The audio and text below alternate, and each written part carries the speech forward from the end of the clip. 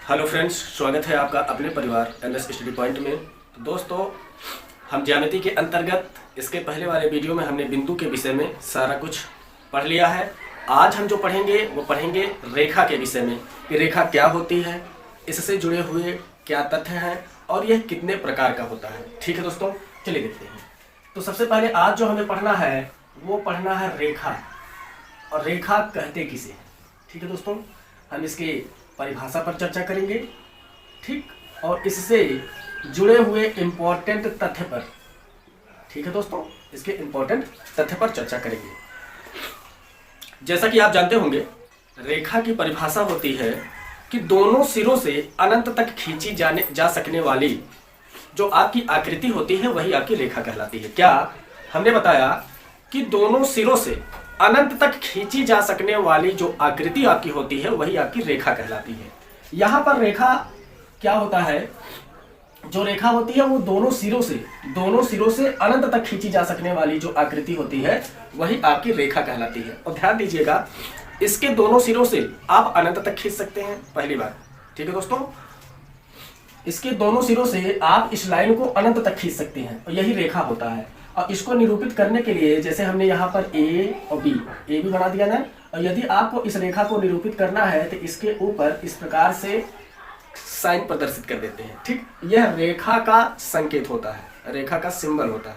ठीक है दोस्तों, चलिए, ये तो हो गई रेखा की परिभाषा। क्या हुई, दोनों सिरों से अनंत तक खींची जा सकने वाली आकृति को हम लोग रेखा कहते हैं।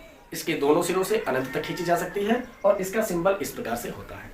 अब इससे जुड़े हुए जो तथ्य है वो ये है, क्या है, पहली बात तो ये है कि एक बिंदु पर कितनी रेखाएं हो सकती हैं। तो एक बिंदु से कितनी रेखाएं खींची जा सकती है। तो आप बताएंगे कि एक बिंदु से कितनी रेखा खींची जा सकती है। तो आप बताएंगे एक बिंदु से अनंत रेखा खींची जा सकती है। कितनी रेखा, अनंत रेखा। कैसे, ध्यान से देखिएगा। हमने आपको बताया कि एक बिंदु से कितनी रेखा खींची जा सकती है। तो एक बिंदु से अनंत रेखा खींची जा सकती है। ये इस प्रकार से आप कह सकते हैं कि एक बिंदु से आप अनंत रेखा खींच सकते हैं। तो पहला पॉइंट हो गया। आपसे पूछा जाता है कि एक बिंदु से कितनी रेखा खींची जा सकती है, तो विकल्प में कहीं न कहीं अनंत दिया रहता है। ठीक है दोस्तों। अच्छा, अगर आपसे पूछ लिया जाए कि एक रेखा पर कितने बिंदु होते हैं या एक रेखा पर कितने बिंदु स्थित होते हैं, तो एक रेखा पर अनंत बिंदु होते हैं। कितने होते हैं, अनंत बिंदु।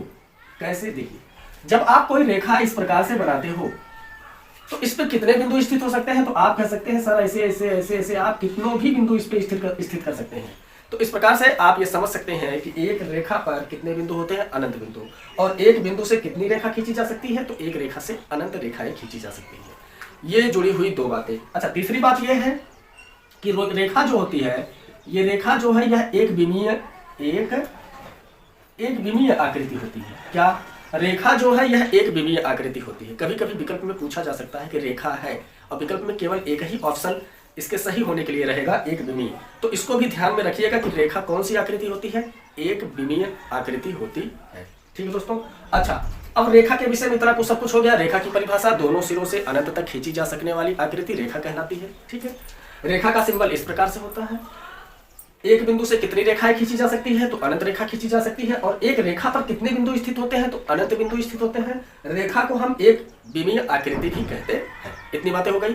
अब हम चलते हैं कि रेखा कितने प्रकार का होता है, और रेखा के प्रकार को पढ़ने के बाद तब हम किरण और रेखाखंड के विषय में पढ़ेंगे। ठीक है दोस्तों, चलिए इसको इरेज कर दे रहे हैं। तो चलिए दोस्तों, देखते हैं रेखा कितने प्रकार का होता है। जैसा कि आप यहाँ पर देख पा रहे होंगे कि रेखा यहाँ पर कई प्रकार से आपको दिखाया गया। ठीक है, अब एक एक प्रकार पर हम अच्छे से चर्चा कर लेते हैं कि आखिर ये कौन कौन सी रेखाएं बनती हैं। पहला नंबर दिया गया है सरल या क्षैतिज रेखा। सरल या क्षैतिज रेखा का मतलब होता है जो इस प्रकार की रेखाएं होती है उसे सरल या क्षैतिज रेखा कहते हैं। जो पृथ्वी के समानांतर रेखाएं होती है उसी को हम सरल या क्षैतिज रेखा कहते हैं। ठीक है, अब कर्ण या तिर्यक रेखा किसे कहते हैं। कर्ण या तिर्यक रेखा का मतलब इस प्रकार से होता है, जो आप त्रिभुज में कर्ण बनाते हैं, या तिर्यक का मतलब जो तिरछा आप खींचते हैं वही आपका कर्ण या तिर्यक रेखा कहलाती है। ठीक, और तीसरा होता है लंब या ऊर्ध्वाधर रेखा।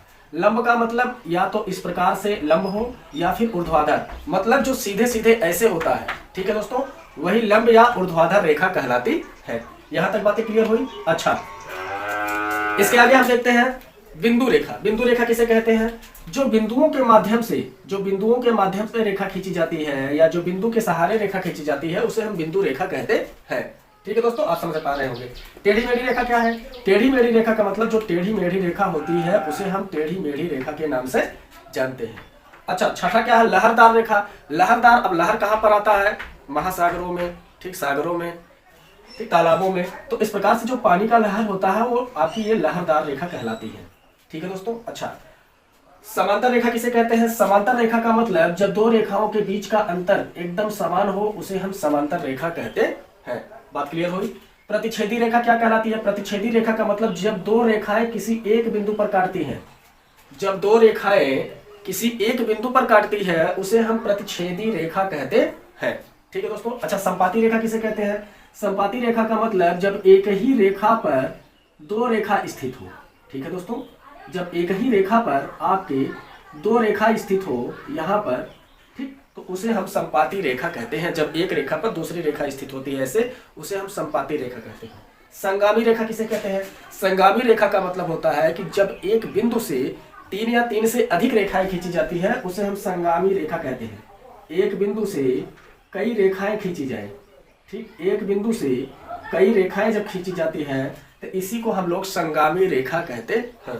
अच्छा, एक रेखा और होता है, क्या? वक्र रेखा। क्या होता है दोस्तों? वक्र रेखा। वक्र रेखा का मतलब जो गोलाकार आपकी रेखाएं होती है उसी को हम लोग वक्र रेखा के नाम से जानते हैं। तो आज आपने रेखा की परिभाषा पढ़ लिया, रेखा से जुड़े हुए कुछ इंपॉर्टेंट तथ्य आपने देख लिया और रेखा के प्रकार भी इसमें आपने देख लिया कि रेखा लगभग इतने प्रकार, क्या इससे भी ज्यादा होते होंगे। तो इस प्रकार से जो इसके प्रकार बनते हैं इस प्रकार से आपके सामने आपको दिखा दिया गया। चलिए दोस्तों, अब इसके आगे हम चलते हैं। किरण किसे कहते हैं? रेखा की बात हो गई, किरण की चर्चा करेंगे, उसके बाद रेखा खंड की चर्चा करेंगे। ठीक है दोस्तों, तब ये रेखा वाला मामला समाप्त हो जाएगा। दोस्तों, अगला हेडिंग है हमारा किरण। ये किरण किसे कहते हैं? किरण का मतलब होता है ऐसा बिंदुपथ, ठीक, जिसका एक सिरा सीमित होता है और दूसरे सिरे को आप अनंत तक खींच सकते हैं, वही आपका किरण कहलाता है। किरण में क्या होता है कि एक बिंदु निश्चित रहता है और दूसरा जो सिरा होता है इसका अनिश्चित होता है, इसी को हम लोग किरण कहते हैं। यदि यहाँ पर ए नामकरण कर दिया जाए और यहाँ पर बी नामकरण कर दिया जाए तो इनका जो संकेत बनता है, जो इसका सिंबल बनता है वह इस प्रकार से बनता है, इसे हम लोग किरण कहते हैं। ठीक है दोस्तों, यहाँ तक बातें समझ में आ गई। चलिए, अब तीसरा नंबर जो आता है आपका रेखाखंड।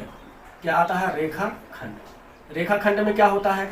रेखाखंड का मतलब होता है कि दो बिंदुओं को मिलाने वाली जो रेखा होती है वही रेखाखंड कहलाती है। ठीक है, या रेखा का कटा हुआ भाग रेखाखंड कहलाता है। चलिए देखिए कैसे।